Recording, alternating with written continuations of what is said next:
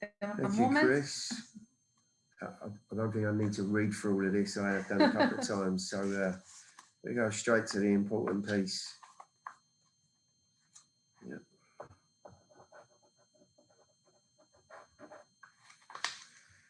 Thank you, Coach. Ian, why was it important to bring Coach Smith back into the club? Yeah, I think, well, good afternoon, everybody. After just over a year of challenges and difficult days and, difficult things to overcome, it's pleasing, certainly for me today, to be a part of announcing that we've extended Gary's contract. I remember back in the summer of last year when we exited the tournament in Orlando, speaking to Gary in what was a very dark day, let me say. And I remember there's a quote by Vince Lombardi, and I think it's not about whether you got knocked down, it's about whether you get up. And I think of all the good things I knew and we saw later as well throughout the season from Gary, I think his leadership and pulling everyone along at that time showed me that not only had we made a great decision, which we knew, but there's somebody who's a true leader. And, as we go into our second season in MLS, I think it's hugely encouraging for all of us, but also for all of our fans that we're here today to announce an extension of Gary's time. So an easy decision on many levels for me, but a fantastic one for us and all of us and our club. So happy to answer any questions. Thank you. With that, please, again, allow me to do the chat if you have questions. So far, I haven't received any. So please, a quick reminder to let me know. Tim Sullivan with For Club and Country with the first one. Ian, you said that he, kind of had that, I guess, intangible moment after the MLS is back withdrawal. From more tangible things, were there specific benchmarks that you wanted to hit that you saw Gary hit, or was this more of an extension based on being happy with the direction that you saw the club and the team going? I think there are always, we all have objectives in our jobs, whatever our job is. I think, I was never under the impression that we wouldn't get a great set of, support and outcomes from Gary. But I think as we go into a brand new team and, our first season, I think we're all blown away, all of the stuff we knew about Gary, all of the things that we expected. I think there's an old phrase when you're getting reviewed by a boss, when you exceed expectations. And I think Gary ticked that in so many ways. So, we overachieved our objectives on the field. I would say we overachieved in so many areas. And, he was such a key part in that. So for me, just as we approach, and I know Mike can talk about it, as we approach, whether it's our players or our staff, or in this case, our coach, you always want to have the best people on the longest deals so that you make sure that they're around for a while. And as I say, it was an easy decision and one that we're very happy to make. Was Pauline with the following question. Hello, Ian. You touched on it a bit there actually in the second half of your response, but just curious, what was your expectation for where this club would be at the onset of year two? And how have Gary's actions and maybe your working relationship with him, with Mike, contributed to the club exceeding those expectations? Well, I think we said right at the start of the 2020 season that, the most important thing in that first year particularly was that we should all be able to look each other in the eye and look our owners in the eye and our fans in the eye and feel proud of what we did in our first year. And that's absolutely the case, not only in an inaugural season for Major League Soccer or of a team, but in such a challenging year as we had, and to achieve what we did. So our expectations were simply that. And I think as we go into the new season in 2021, we talked about this last week, that you're really looking to make progress. Progress can be measured in so many different ways, but I think at the end of this year, we'll want to come out of feeling that we made progress, that we moved forwards in all different areas of the club. And as I said before, I think when you see different assets of any individual, whether it's a player or in this case, the coach, or any member of staff in an organization. You want to see assets and skills and abilities that really fill you with promise of the idea that you've got the right people, and that, you know, we saw that in so many different areas for Gary, and it's rewarded with a new contract, which is hugely deserving. Ben Wright with Broadway Sports. Yeah, Ian, I believe it's actually 4 years to the day that Gary was announced as the USL manager. Could you talk a little bit about how important it's been to have him here for such an extended period of time in the build up to MLS, and how that's contributed to your success?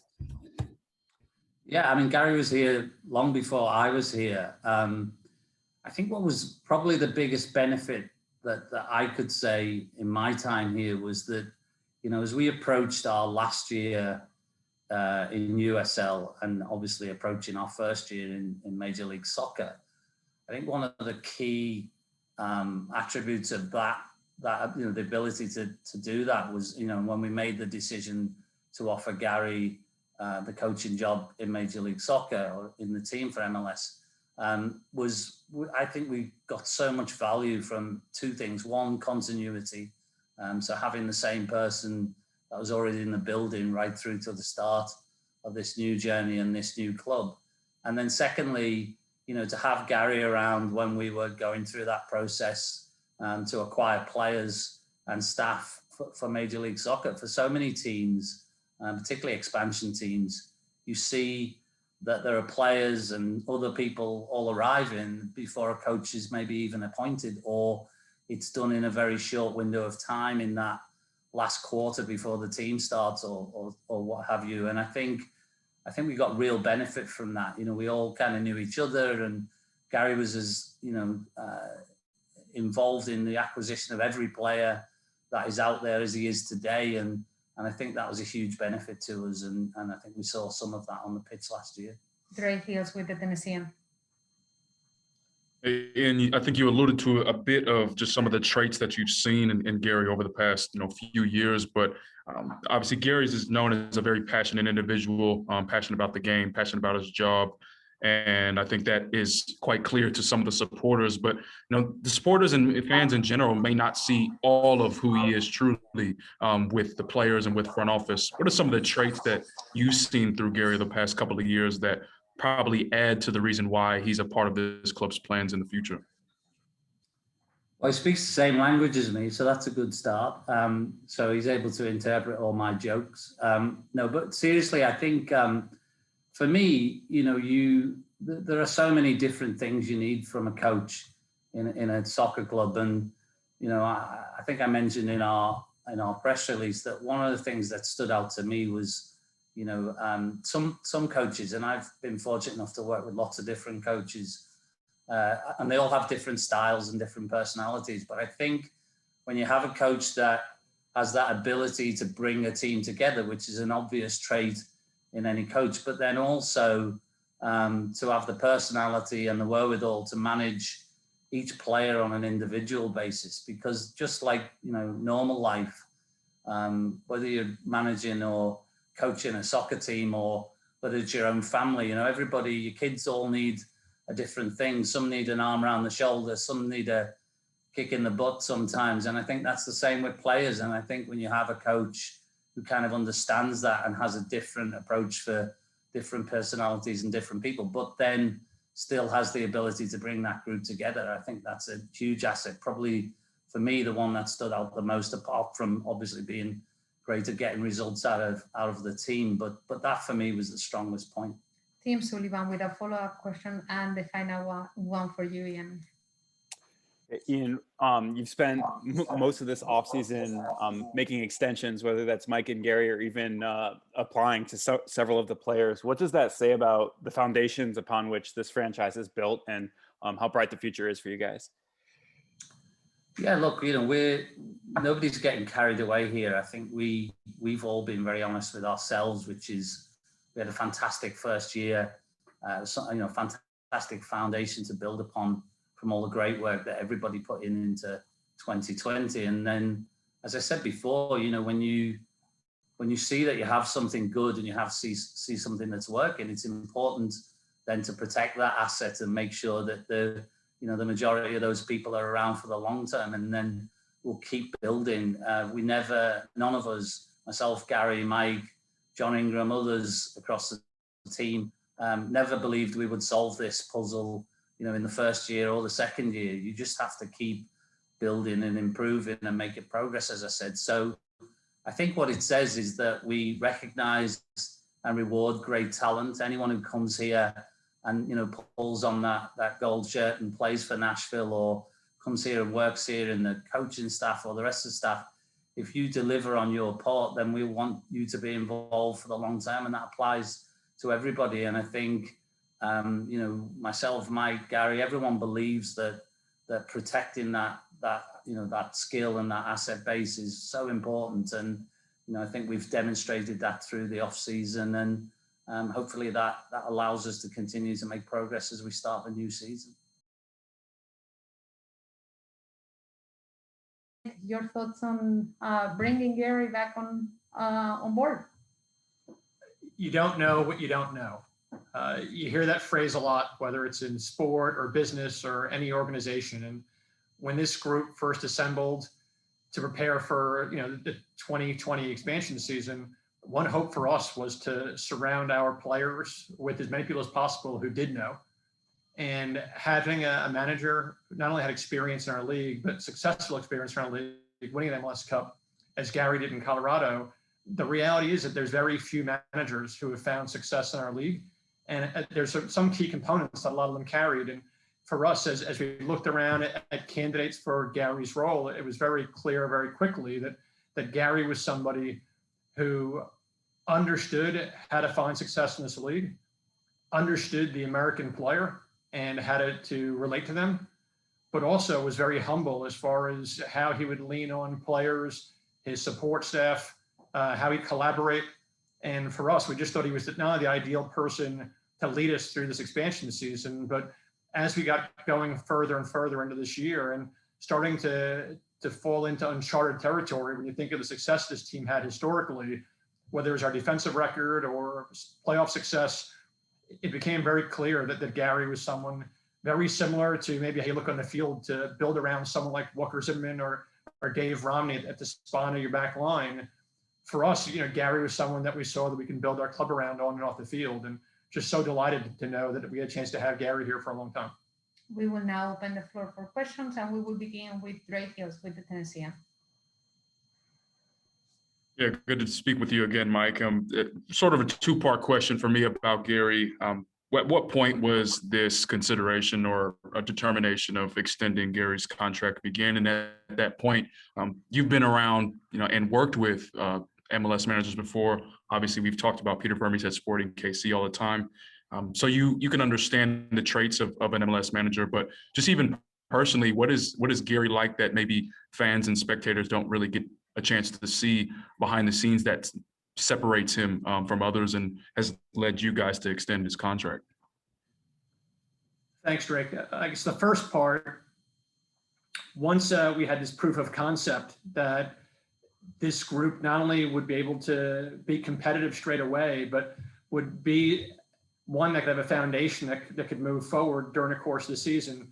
Ian mentioned before the idea coming out of the MLS's back tournament and the withdrawal, to see the resolve that this group carried during the course of the season resuming, that was in the shoulders of Gary, from the standpoint that they followed his lead as far as keeping cool under crisis, being able to show resiliency. And I think very quickly as we kind of returned, you kind of saw that there was an opportunity for us to build this thing out. And someone asked earlier to Ian about other contracts that were extended along the same lines of having guys, like Walker or Dave or Joe in our foundation. We just knew that we needed to have Gary as a part of that.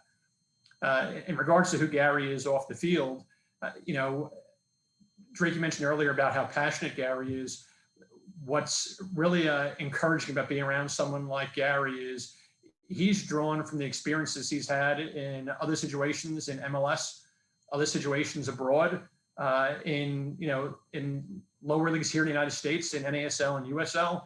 And, he's drawn from those experiences to help create a foundation for who he is as a manager, but he's constantly evolving. I'm so impressed by the way he interacts with his players, the way he interacts with his staff, the way he develops buy-in for everybody around him. I think he's someone that's players want to play for. I think his teams always play hard, but I think the reason they play hard is that they believe in the manager and they believe what he's asking to do. So often you find players who, I think when we were growing up, we just did stuff because our coaches told us to, because you were afraid of getting benched. Players today aren't softer, they're just smarter. They'll do things, but they want to know why. And I just think Gary is a tremendous communicator. I think he does a great job of helping buy-in with his players and his staff. Tim Sullivan with the next question. And Mike, we've talked in the past about how you and Gary work together to kind of build a team and make sure that everything works personnel-wise the way both of you guys want it. How important for you personally is it to have a guy that you have that chemistry with, that you will continue to be working with for the next few years? That's super important for me, to have someone that I have an idea about his expectations of how he wants to play, of the kind of players that he's looking for. I think there's a synergy there, and the kind of continuity that maybe Ian mentioned earlier about trying to have permeate through the whole club. I think when you have the leadership on the sporting side of the club on the same page and understand what they're looking for, I think it's easy to create expectations on and off the field when you have that. Ben Wright with the next question. Yeah, Mike, we've seen from a lot of other expansion teams that they've brought in players, oftentimes a lot of players, almost a full roster before a coach has been announced. How important was it for you to have Gary here throughout that entire process, and to have a clear idea of how he wanted to play before you even started the roster building process for MLS? The idea of having a manager who's been in the league, I mentioned earlier, understanding the American player is really important. The fact that we had someone here on the ground floor putting a team together, we had the best chance to succeed from the standpoint that if we trusted Gary the way that we were saying we did, we had to build a team in the model and the fashion he was looking for. And to have his feedback, his insight, I can assure you, as much work as we do trying to beat bushes and find players domestically or abroad, there's never a player that we're going to look to bring in that Gary doesn't feel strongly about being able to work with. And as mentioned, continuity off the field, when you have a manager who can dictate how you want your team to play, and then have a backroom staff to help kind of populate a roster like that, I think it's a tremendous formula for success. Wes Bowling with the next question. Yeah, that theme of continuity, Mike, is something I know you talk about a lot. The counting cards philosophy of minimizing unpredictable variables and really zeroing in on where you think you can have the best chance of success. Looking forward then at that continuity, not just where it's brought you here, but how does that continuity set you up for achieving your ambitions and your objections in this year, in next year, knowing that you've got not just Gary back, but really, almost an entire roster of guys that and trust. When I asked to Ian earlier about goals heading into this next season, and as Ian talked about improvement, one thing we talk about all the time is the idea of sustaining success. When you look at in any league, any sport, the clubs that tend to be the ones that are most often admired, and adored by their fans are the ones that can compete year in, year out. And, having that level of cohesion on the field is only enhanced when you have that off the field. That level of continuity, that level of cohesion, it allows for a level of comfort and not complacency. It's the opposite. I think it's a level of sustainability that, there's certain things that you can expect, whether that's how our team is going to play, qualities we're going to embody on the field, to as much as how players are going to be treated. And, one thing we think is really important when it comes to recruitment, something that Ian talks about a lot, we've discussed a lot over the years, is the idea of retention. The best way to get other players to come to your team or to your city is for your current players to be happy. And for our players to be as comfortable with the system we play, for our fans to be as excited about the future of our club, not only does it have us build success in our team in the present, but it gives us the potential to sustain success going forward. Claudio Villalobos with the final question for Mike. Mike, there's I think there's two different cultures when it comes to soccer around the world, where for some teams, the managers always have the suitcase ready just in case things go bad. And others where managers can actually have a process. Like in this case, it seems like you guys are trying to do with Gary. Going forward, which one of those two currents under your management you see Nashville Soccer Club staying at? You know, it's a hard question to ask from the standpoint of having a crystal ball we can gaze into. But I can tell you this: when you look at the best clubs in the world, they have that level of continuity, and not just having someone staying in one place for a long time, but that's a byproduct of being able to have certain ideals off the field, being able to maintain certain standards on the field. And I think when you find, musical chairs or revolving doors for managers, players, club leadership, I think it's hard to build that continuity. And, it's a tremendous sign of confidence that you see from our ownership, from our club's leadership, to believe in the vision of this group on and off the field, to want to have that kind of continuity. So I would love to tell you that that's the case here, but, time will tell based on how this group continues to evolve. But, so far it looks pretty good. How does it feel to be joining the club for a few more seasons? Look, first and foremost, there have been some wonderful compliments here this morning from both, or this afternoon from Ian and from Mike, and I think it's going to be down to me now to live up to some of those expectations for another couple of years. But absolutely delighted to be here. Simply put, very, very happy, very, very excited. I have to say that, I think it's a rarity in, certainly in my experiences in soccer, that you're involved in and part of such a genuinely good organisation. We have a group here from top to bottom that have a very aligned, very focused and very straightforward belief in how we're going to get things done, and how we're going to move forward, and the type of development that we're looking for within the group. And I'm not sure you see that too often. So I'm very, very happy to continue my time in Nashville and be part of the organisation. We will now open the floor for questions, and we will begin with Wes Bowling. Well, Gary, congratulations on an exciting and deserved day. What does it mean for you at this juncture, just days before the start of the second season, to have the club validate the approach that you've carried so far, and especially in a soccer landscape that doesn't often offer much long-term stability for managers? Oh yeah, firstly, going into a new season is certainly very pleasing for myself, and of course for the family to know that we're going to be here, or hopefully be here for the next few years. To your point though, Wes, I think we live and breathe in an environment where I think if you're looking further afield than the next week or the next month in front of yourself or the group and the necessities for the team, then I think in many ways you're not quite got the right mindset. This is a pressurized situation. I think every coach knows that you're normally only a couple of results away from being under a little bit of pressure. But what I would say is, to Mike's point, there's been some wonderful continuity here, both on and off the field. I think everybody has seen great success and development from that. And I do certainly feel as though we're moving in the right direction. And for all involved, I think there's a real good feel about the place. The players are in a good spot. Certainly the staff are in a very good place. I think we're looking forward to a second season after some very nice foundations have been put in place. Dre Hills with the next question.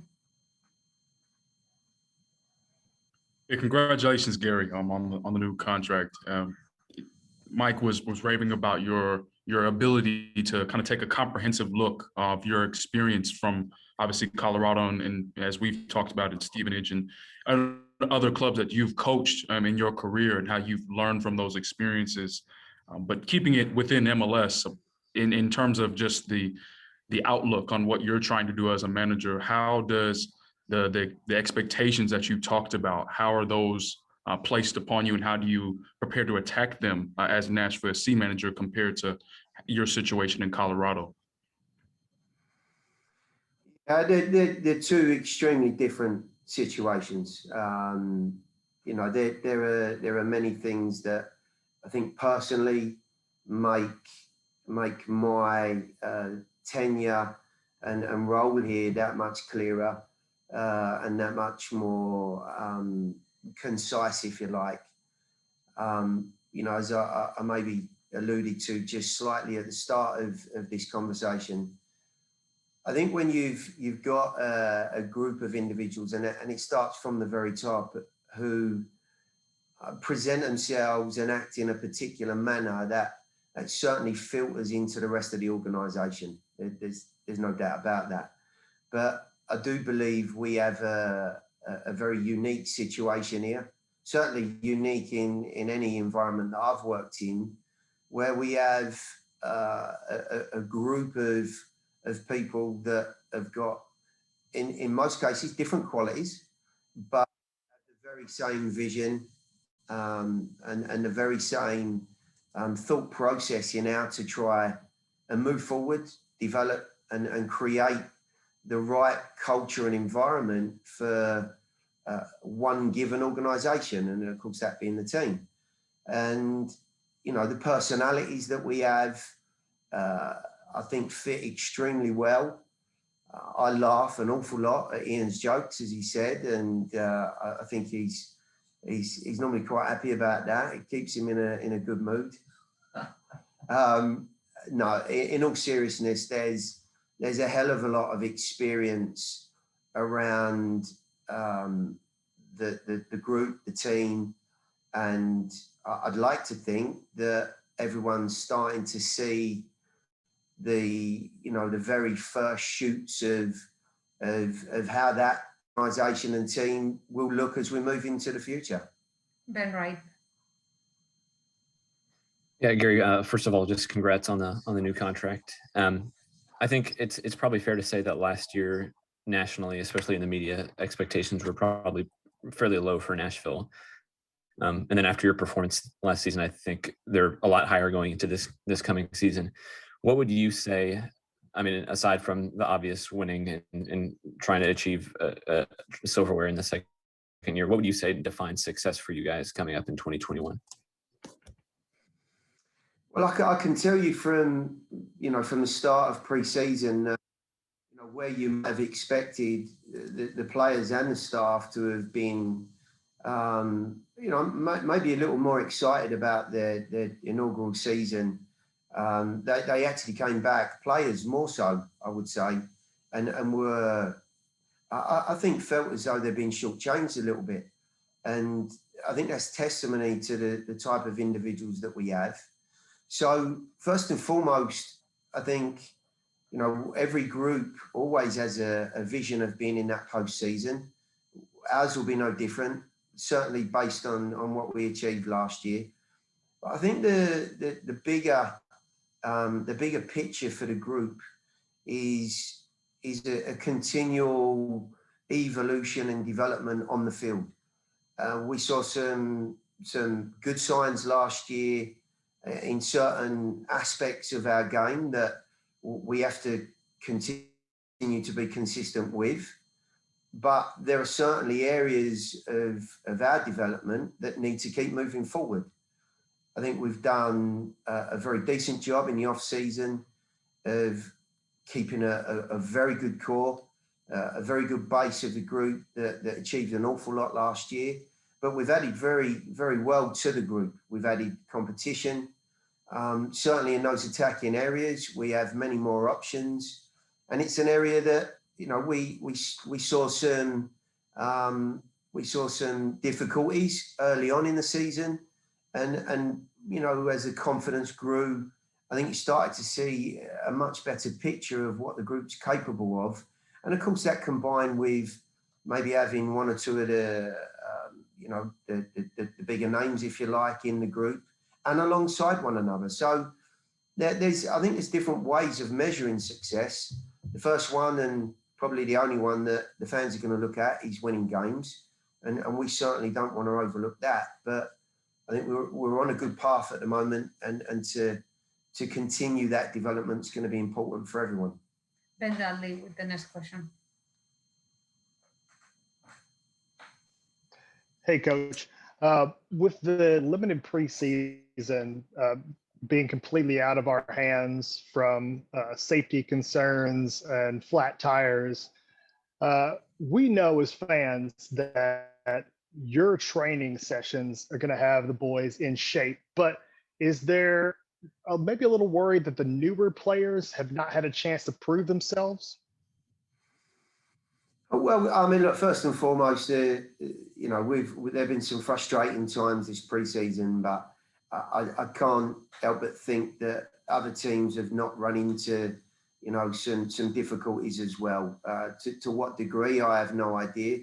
I think we do a fabulous job here, and I mean everyone, players, staff, support staff, of just cutting away all of the noise around the group and getting on with the work. And look, we would certainly, in an ideal world, have liked to have fulfilled the fixtures that we planned.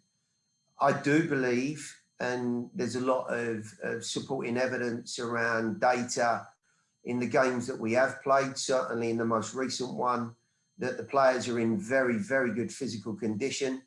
I've seen much improved appreciation and understanding on the field from where we were this time last year. And maybe that's to be expected given where we finished the season. As far as the new additions, of course, I mean, look, if you'd have given me another 2 months to prepare, like all coaches, I'd have taken it, because you like to have time on the training field and be sure that you've ticked all the boxes. But the players are in a good place. And I think those new guys have picked up an awful lot in a short period of time. And I have absolutely no doubt when they're called upon, they'll be in the right frame of mind and the right physical conditioning. Claudio Villalobos. Congratulations, Coach. One of the things that will stay in our mind, at least in my mind, is the way that Nashville defended their home turf during the rough season last year. Rough, I mean, because of all the issues that were going on. Now, the team starts with 4 games at home out of 6. Is that putting some extra pressure on you and the boys in terms of making the most points? Because of it's a lot better, of course, to begin well playing at home and defend that kind of mentality that the team had last year. Yeah, there's always pressure. I mean, it's every single fixture that the guys go out on the field, there's pressure. To your point, I think confidence that was gained last year in our home form, the way the guys were able to go about their business in their very first season at home will serve us all well. We'll have a rhythm to get into in these opening fixtures. And whilst there's never an easy game, and we certainly won't be taking any fixtures that we have home or away lightly, I think we'll be pleased that we have the opportunity to get ourselves maybe on a decent run. And whilst the schedule is heavily loaded towards the early stages of being at home in those first month or two, what we'd like to see, of course, is that we're in a good spot. We're in good form. We're getting a group of fans behind us that, quite frankly, have only seen us play once. And that crowd was an incredible crowd. So we're all looking forward to seeing what could well be, you know, possibly a third of the stadium available to us. There's lots and lots of reasons to be very, very excited about having an extended home run in the early stages. So we're looking forward to it. We're ready for it. And we, of course, hope that this opening game against Cincinnati goes our way. We have time for 2 more questions. So we will go on with David Shepard. Hey, Gary, obviously last season was particularly odd. I mean, a really, really weird year for everybody on the planet, but particularly weird in a league like MLS where you saw a condensed schedule, you saw repetition of opponents over and over, and then ultimately a kind of hybrid playoff format that's different than a normal year. How does it come back to this season, getting back to, quote, normal, we hope at least? How does that look for you all as you prepare for the season? Is it a little bit different for players like maybe a Hani or a Rodrigo who's come into the league and hasn't experienced what MLS is really about in a normal setting? How do you get those guys ready for what a full MLS season is going to be like? Amazingly, normal for us was really abnormal, wasn't it? You know, as you rightly stated, a condensed schedule, traveling in and out on a day. Those midweek games, you know, were very, very challenging as well. I do think when you get back to some sort of rhythm, weekends gives each team an opportunity to plan and work and to be in better physical shape for the challenges of any team that you face. As far as some of the guys go that, you know, experienced that last year, I mean, I would certainly feel like Hani, Yonda, Randall, guys that have come from abroad, first experiences of MLS, you know, their ability now to deal with some of the challenges that they had to last year, it can only stand them in good stead. And as we go into what looks, you know, very much more normal to most MLS players, I think their experiences as we move forward will be a great grounding. And as I'm seeing these guys perform in pre-season, you know, they look sharp, they look engaged. You know, we forget the fact that they needed to settle into a new environment. For a couple of those guys, they'd not been abroad before, or you know, played in certainly in an environment as they did last year. Learn a new language. These guys are in a much better place, and we're certainly seeing that in our preparations. We'll finish up the night with a question from Tim Sullivan. Hey, Gary, earlier Drake asked you about how you've kind of grown since Colorado Rapids or Stevenage in that time since.